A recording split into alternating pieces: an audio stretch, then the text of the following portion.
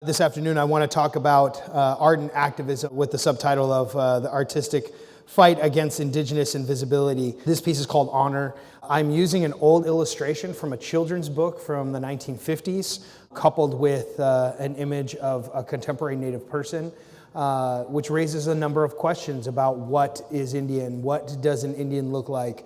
For me, comes the representation of indigenous people with the mix of popular culture and what that identity ultimately means.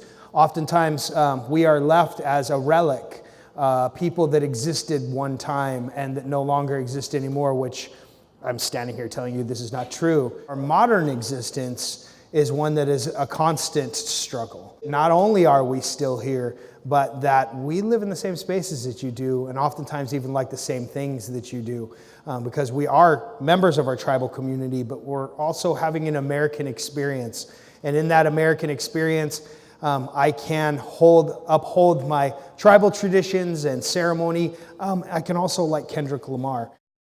One of the pieces at the forefront of the mascot debate was this, which when I first made this is an incredibly difficult piece. It's incredibly difficult because there is a use of racial slurs and stereotypes that are being used to make a point, which I'm not generally a fan of. It says American genocide reconciled through football. I'm essentially making fun of the idea that mascots honor Native Americans. Is somehow hundreds of years of overt oppression and forced assimilation comes down to everything being okay by a bunch of grown men in tights tackling each other. A number of the Washington football fans in Washington, D.C. are black. And so creating something that gives context to why the word redskin is so problematic and using these other racial slurs to help that along becomes an actually pretty important tool to give context. And so stickers and posters have been all over DC for the last 6 years on this issue. The most recent piece I've done is called Invisible Loss Movement.